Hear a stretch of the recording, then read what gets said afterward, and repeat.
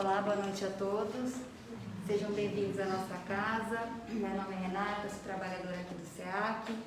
E antes da gente iniciar a preleção, eu tenho dois recados para dar para vocês.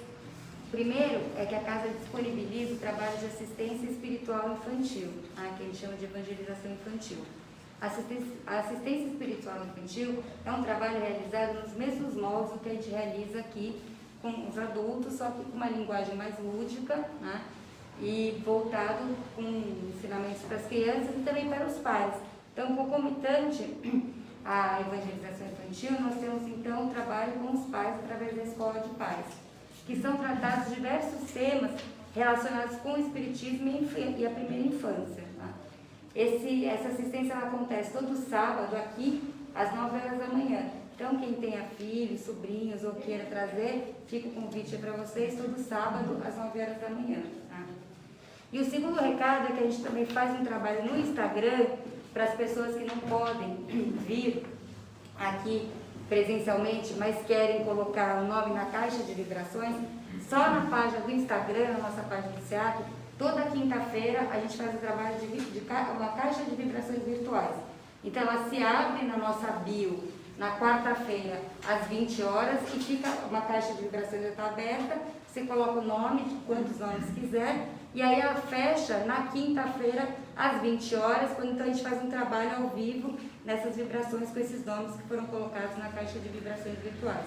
Então, se eventualmente não puderem vir, tem essa oportunidade de colocar os nomes dessa caixa, só que numa caixa de vibrações virtuais, só na nossa página do Instagram, porque na página do Facebook a gente não consegue garantir a confidencialidade dos nomes.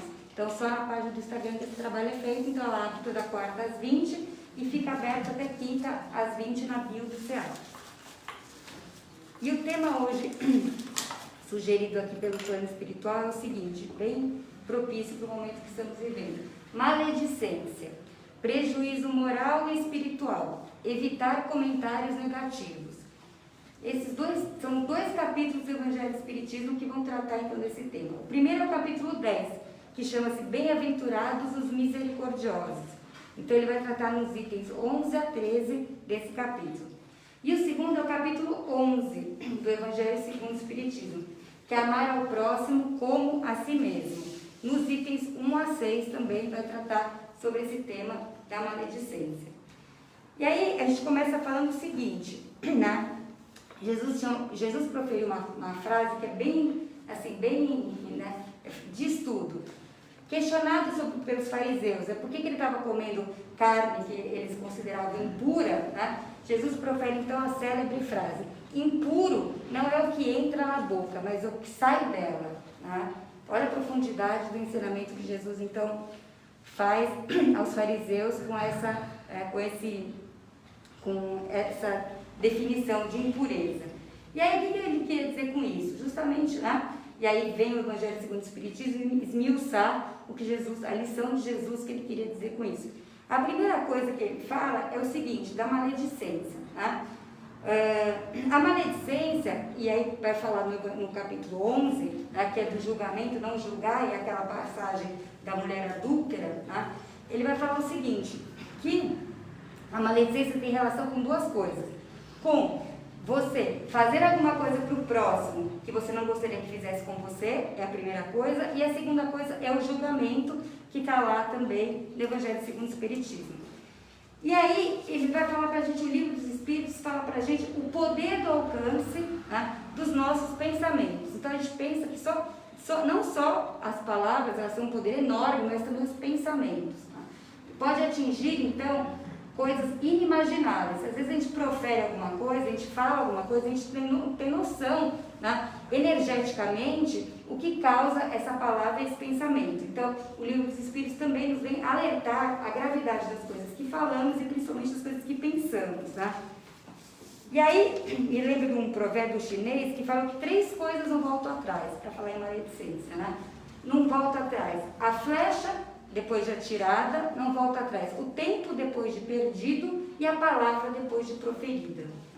Então, essas 3 coisas não voltam atrás. E aí, eles vão falar pra gente o seguinte, o Evangelho segundo o Espiritismo. A maledicência, ela causa 2 prejuízos em cada um de nós. Ela causa um prejuízo espiritual e ela vai causar um prejuízo moral. Ela vai causar um prejuízo espiritual, porque não sei se a grande maioria aqui sabe, mas eu sempre brinco, né? Que a gente tem um conta corrente espiritual. Tem o débito e tem o crédito. Quando a gente desencarnar, eles vão abrir lá a nossa conta corrente e vai ver o que está. Se estamos credores ou devedores, né? Então, o prejuízo espiritual com a maledicência é esse. Cada vez mais a gente vai aumentando o nosso débito espiritual. A nossa conta, quando a gente desencarnar, a gente vai chegar lá e vai ter que prestar essa conta. Então, quanto mais maledicência houver nas nossas vidas, como outras coisas, mas enfim, mais então prejuízo espiritual nós estamos acarretando para nós. E também um prejuízo moral. Por que a gente acarreta também um prejuízo moral? Né? Porque energeticamente, a gente tem que pensar que isso é uma lei da física, até, né? Da ação e reação. Então, tudo que a gente profere, energeticamente, ela volta para nós. Então, se proferimos palavras realmente de baixo calão, ou se proferimos palavras que não foram pensadas, isso aí vai refletir para nós. E energeticamente, isso vai refletindo e vai adoecendo o nosso espírito. Porque quando o corpo adoece, né? O corpo é o resultado final de uma coisa que já adoeceu muito antes, que é o espírito. O espírito está tão adoecido que chega uma hora que a gente tem uma coisa que chama-se perispírito, né? Que ele começa então a soltar para o corpo aquelas chagas que estão no nosso perispírito, começam a aparecer as doenças através do corpo. Então tudo começa no espírito, né? Então a tamanha importância de tudo que a gente, nossos pensamentos, as nossas palavras, as nossas atitudes, porque tudo vai ficar impregnado no nosso perispírito. Então a doença é o estágio final de uma coisa que já está acontecendo, já acontece há muito tempo dentro do nosso espírito, né? E aí, outra coisa que também é muito importante, que eles nos afastam de Deus, essas coisas, essa maledicência nos afasta de Deus e de bons espíritos. Então, quando a gente começa com uma maledicência, o que acontece? A gente vai se afinar com quem? Com espíritos mais ignorantes, com espíritos malfazejos. É esse tipo de espírito que a gente está carregando do nosso lado, né? A gente começa a se afastar dos espíritos superiores e dos espíritos de luz. E isso aí é tão importante, por quê? O que Jesus tinha? Por que Jesus, né, na época dele, Jesus assim, ele poderia ter sido preso muito antes, eles poderiam ter feito muitas coisas com Jesus muito antes do que foi feito. E por que as pessoas temiam tanto Jesus, né? O que as pessoas mais temiam Jesus era a superioridade moral dele, né? Então Jesus não precisa, no caso da mulher adúltera, quando então levam ela lá no centro, né, para tentarem, falam, olha, mas você é rabino, o que diz a lei de Moisés? Pegamos essa mulher em adultério. E aí ele lá escrevendo no chão, né? Aí qual que ele fala? Aquele que não tiver pecado, atire a primeira pedra. E abaixa e continua lá. Quando ele olha, não tinha mais ninguém, só sobrou ele e a mulher. E por que isso? Era a autoridade moral dele. E essa autoridade moral dele, ela é sentida energeticamente. Então, quando nós somos espíritos de luz, as pessoas ao nosso lado, a nossa energia, as coisas negativas, os maus pensamentos não nos atingem. Por quê? Porque somos espíritos de luz e estamos cercados de espíritos de luz. E isso é a grandeza moral que faz, não é atitude, não é assim, não é às vezes grandes coisas que a gente faz, não. O que vale é a nossa grandeza moral, é o nosso espírito, a nossa fortaleza espiritual, que faz com que a gente chegue então a conseguir afastar esses espíritos aí menos elevados. E aí, trazendo para 2022, isso é muito importante, porque a gente já pensou quanto tempo e energia. Hoje o bem mais precioso que a gente tem é o tempo. Sem dúvida nenhuma é o tempo. Hoje o dia parece que ele tem 18 horas, não tem mais 24, né? Então, quanto tempo a gente perde trocando mensagem de WhatsApp, vendo coisa no Instagram, vendo coisa... Aí chega no final do dia, você fala, nossa, não tive tempo para fazer. Será que não? Já colocamos todo dia para contar quanto tempo a gente passa em rede social? Eu já fiz isso aí, a gente passa muito tempo e não percebe, tá? Então, e é coisa que chega no final do dia, a gente poderia ter feito coisa útil realmente com esse tempo. E acaba que a gente fica num emaranhado, né, que nos consome. Então, isso aí é para a gente também pensar. E aí, o que é sugerido pelos Espíritos é o seguinte, que a gente pode utilizar esse tempo que realmente estava disponível para nós, através do autoaprimoramento. E eles fazem uma diferença. Autoaprimoramento é um passo à frente de uma coisa que é o autoconhecimento. Primeiro eu preciso me autoconhecer. Quem eu sou? O que eu gosto realmente? Porque assim, Kardec lá em 1857, quando ele lança o Livro dos Espíritos, ele é realmente muito criticado, bombardeado.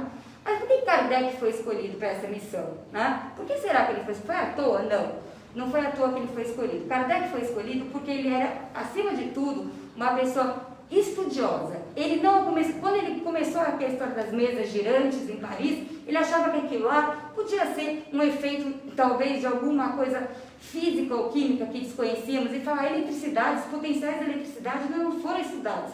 Então, isso aí, com certeza, né, até ele se convencer de que realmente tinha um princípio inteligente naquelas mesas, e que aquele princípio inteligente começava, então, a mostrar um novo mundo, que era o mundo, né, dos espíritos, ele questionou muito. E por isso ele foi escolhido, não foi à toa, para fazer a missão. Por quê? Porque Kardec não aceitava as coisas assim. Ele ia buscar resposta, ele questionava.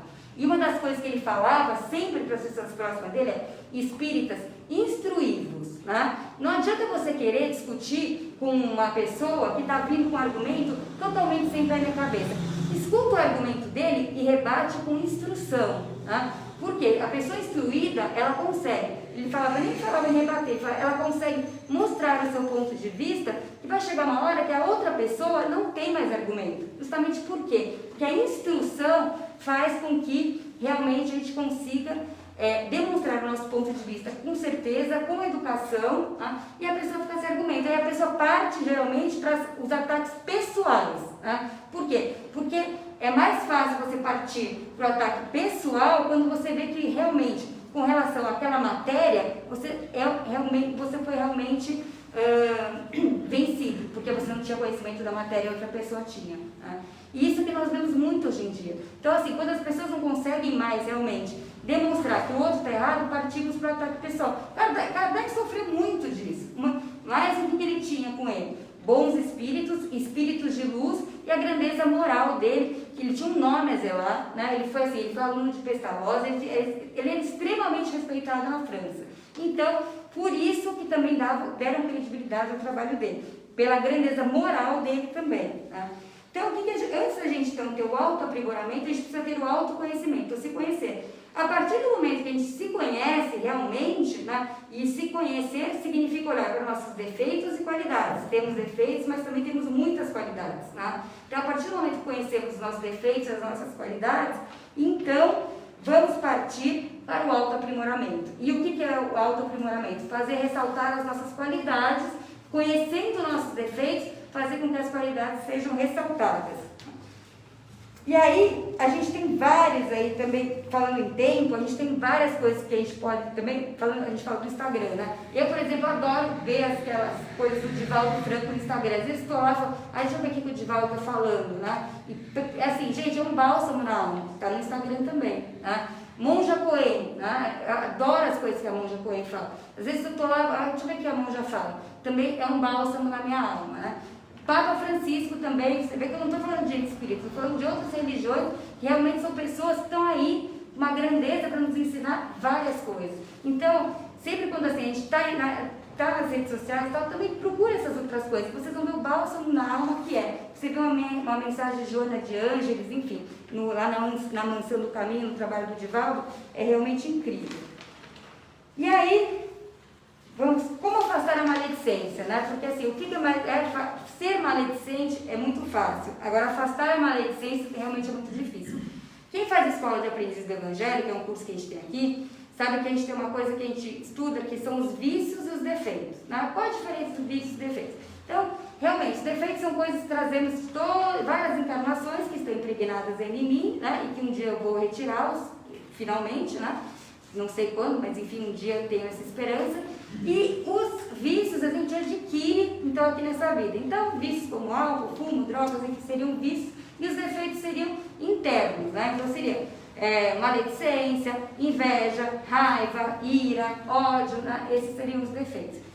E a maledicência, olha que interessante, é a única que é um vício e é um defeito. Todos os outros estão na categoria, ou vício ou defeito. A maledicência, ela consegue estar nas duas categorias. Olha que coisa. E por quê? Porque ela pode ser um vício à medida que nós, né, temos o vício de falar mal. Agora chega alguém, fala alguma coisa, fala mal do político, fala mal, o tempo está horrível, o político não presta, agora o marido não vale nada, né? Enfim. E aí sempre a gente só vê o mal das pessoas. A gente não consegue ter um olhar para as qualidades. E aí é uma das coisas que a gente tem que fazer para começar a realmente afastar a maledicência. E por que ela é um vício por conta dela? É vício mesmo. E por que ela é um defeito também? Porque trazemos esse defeito impregnado em várias reencarnações. Então é muito difícil também lutar com a maledicência. Então, de todos os vícios, os defeitos, talvez é o pior que a gente teve, né? E como é que a gente afasta? Começa assim, praticando os espíritos falam, não sou eu que estou falando. Praticando boas ações que fazem brotar dentro de nós o amor, né? Então, pequenas ações que fazem brotar o sentimento de bem-estar. Às vezes, assim, um bom dia, né? A pessoa está chegando com as compras, poxa vida, ajuda, pega uma sacola, outra, né? Enfim, pouca coisa, mas às vezes para a pessoa vai sentir, e a gente vai sentir a energia daquela gratidão, né? Um bom dia que você fala para uma pessoa que às vezes está com um dia péssimo, ninguém falou com ela, de repente aquele seu bom dia vai mudar, porque ela vai pensar que pode ter esperança, que tem pessoas boas também. Então, são poucas atitudes que a gente coloca. Tudo que a gente coloca com amor, realmente já começa a surtir efeito. Tá? Críticas construtivas. As críticas... Crítica é crítica, não tem construtiva nem destrutiva, é crítica. Tá? Então, por que a gente não faz sugestões? Tá? Não faz sugestões. O meu ponto de vista não tem que prevalecer. Mas eu posso sugerir alguma coisa e vamos tentar. Você sugere uma coisa, sugere outra. Será que a gente dá para compor alguma coisa? Vamos tentar compor, sempre com educação. A gente não precisa expor nosso ponto de vista com gritaria, é sempre com educação. E com certeza, sim, a gente vai ser, e principalmente ouvir, né? Também a gente tem a mania de querer sempre impor o nosso ponto de vista. E às vezes o ponto de vista do outro é assim, de uma grandeza, de uma riqueza que a gente às vezes não aproveita, né?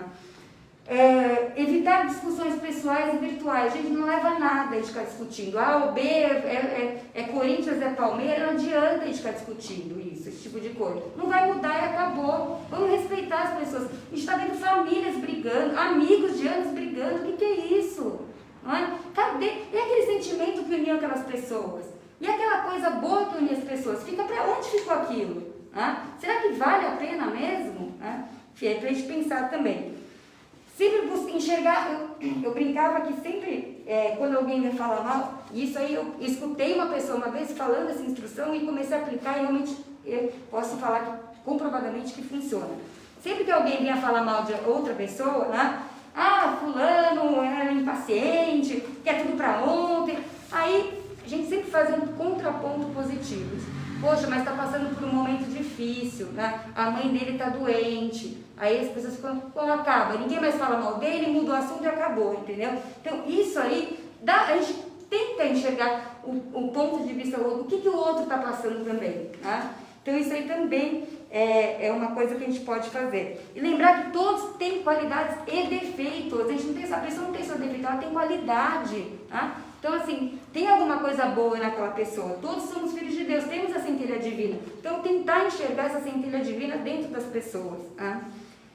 Chico tem uma lição dele, que ele falava o seguinte, ele estava começando a montar o centro espírita, logo quando ele, no primeiro centro espírita, lá em São Leopoldo. E aí era uma discussão, quem vai fazer a preleção, quem vai fazer o quê, quem vai fazer o quê. E o Chico não aguentava mais, e aí um belo dia, a mãe dele, em espírito, apareceu para ele, né, Dona Maria João de Deus. Chico, tem uma solução para o seu problema. Qual é? Não aguento mais me sinto mal, minha energia é horrível, tá? A gente discutindo, não chega a lugar nenhum. Chico, você tem que tomar a água da paz. Onde eu vou tomar essa água? Faz o seguinte, Chico, a água da paz vai resolver seu problema. A água da paz, mas aí ficou pensando, onde que ele achar essa água da paz? Aí um belo dia a mãe apareceu de novo, Chico, você já tomou a água da paz? Mas eu não sei onde tem essa água da paz, né? Ela falou, você vai pegar no filtro um copo d'água e vai pôr na boca. Sempre que começar a discussão, você fica com a água na boca, você não engole, né? E você fica lá com a água até acabar a discussão. Acabou a discussão, você engole a água. Essa é a água da paz. Né? Então, o que ela queria dizer é isso. Às vezes a gente precisa dos artifícios mesmo para a gente não começar, então, a falar as coisas. Tá? E aí, termino falando que, assim como o mal está disseminado, o bem também está. Temos literaturas, assim, dos mais diferentes matizes espirituais, né? Falamos sobre meditação, temos na yoga, né? Temos em várias coisas, temos no espiritismo, temos no catolicismo, temos em todas as religiões, né? nas religiões evangélicas, todas temos boas leituras edificantes que realmente nos transformam, que transformam o espírito. Né? Também temos cursos, sempre que a gente puder se instruir. Então, acredito que está ao alcance de cada um de nós. É uma tarefa hercúlea, não é uma tarefa fácil, mas quando a gente começa a realmente se propor a mudar, com certeza a gente vai perceber que não só a gente muda, mas nosso entorno muda, nossas amizades mudam, muda tudo na nossa vida. Né? E aí, com certeza, a gente também está caminhando aí para a nossa evolução e para o débito e o crédito ali está um pouquinho menor quando chegarmos lá em cima. Né? Então, vamos então, nos sentando confortavelmente em nossas cadeiras.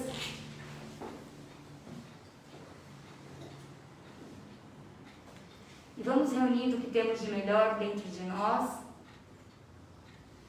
na forma de vibrações.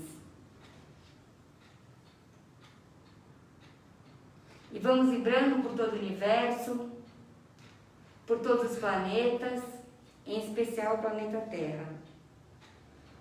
Por todos os países, principalmente aqueles que se encontram em guerra, onde haja dor, fome, desespero, falta de esperança, catástrofes naturais. Vamos vibrando em especial pelos nossos irmãos russos e ucranianos, para que a tônica da paz e da fraternidade recaia sobre esses locais. Vamos vibrando pelo nosso Brasil. Vamos imaginando uma luz branca muito forte adentrando o nosso país, com vibrações de união, de paz, de fraternidade, de temência a Deus. Vamos vibrando pelos nossos governantes, para que eles tenham sempre em mente o bem-estar do nosso povo. Vamos vibrando pela velhice desamparada, pelas crianças abandonadas, por aqueles que perambulam pelas ruas sem ter o que comer, sem ter o que vestir, sem ter um teto para morar. Vamos vibrando pelos lares em desajuste, rogando ao plano espiritual que devolva a paz a esses locais. Vamos vibrando pelo nosso lar.